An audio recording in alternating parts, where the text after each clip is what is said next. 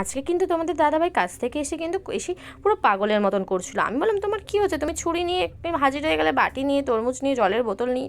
ও বললো আমার কিন্তু প্রচণ্ড গরম লাগছে, আমি প্রচণ্ড টায়ার্ড। তো আমি ওকে বললাম যে দাঁড়াও আমি করে দিচ্ছি। ওর কিন্তু তর্স হলো না, ও কিন্তু নিজে থেকেই বসে গেল কাটাকুটি করতে। দেখো কীভাবে তরমুজগুলোকে কাটছে। আমি বলছি কী হবে কী হবে, ও আমাকে বললো তরমুজের জুস হবে। দেখো তরমুজগুলোর ভেতর থেকে রসগুলোকে বের করে নিল।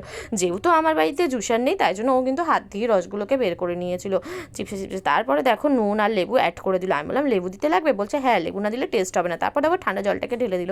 আমাকে বললো তুমি গ্লাস নিয়ে চলে আসো। আমি কিন্তু গ্লাস নিয়ে হাজিরই হয়ে গেলাম। আমি বললাম আমাকে একটু দাও, বলছে দাঁড়াও মিক্সড করি। আমি বললাম দাঁড়াও চামচ নিয়ে আসি। ও কিন্তু সেটাও তর্স হলো না, ও ছুরি দিয়ে কিন্তু মিক্সড করতে শুরু করে দিল। আমি বারবার বললাম যে একটু ওয়েট করো, বলছে না আমার প্রচণ্ড গরম লাগছে, আমার কষ্ট হচ্ছে।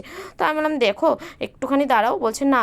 আমি বললাম ঠিক আছে ওকে ওকে। তারপরে দেখো আমাকে কিন্তু ঢেলে দিয়ে দিয়েছিলো। আমার কিন্তু খুবই ভালো লেগেছিলো। তোমরা কে কে এরকম সিচুয়েশনে জুস খেতে ভালোবাসো তো তরমুজের, আমাকে কিন্তু কমেন্ট করে বলো। আমার কিন্তু খুব ভালোও লাগছিলো আর খেতে কিন্তু ইয়ামি হয়েছিল। দেখো ও যে পরিমাণে রৌদ্রে থাকে, ওই পরিমাণে আমরা থাকলে আমরাও টায়ার্ড হয়ে যেতাম, কিন্তু দেখো প্রচণ্ড টেস্ট হয়ে গেছিলো। আমাকে কিন্তু আমার হাজব্যান্ড এরকম নতুনত্ব রেসিপি করে খায়, আমার কিন্তু খুব ভালো লাগে। তোমরা কে কে এরকম নতুনত্ব খেতে ভালোবাসো অবশ্যই আমাকে বলো। আর এরকম ওয়েদারে সত্যি জুস যদি হয় তাতে কোনো কথাই হয় না।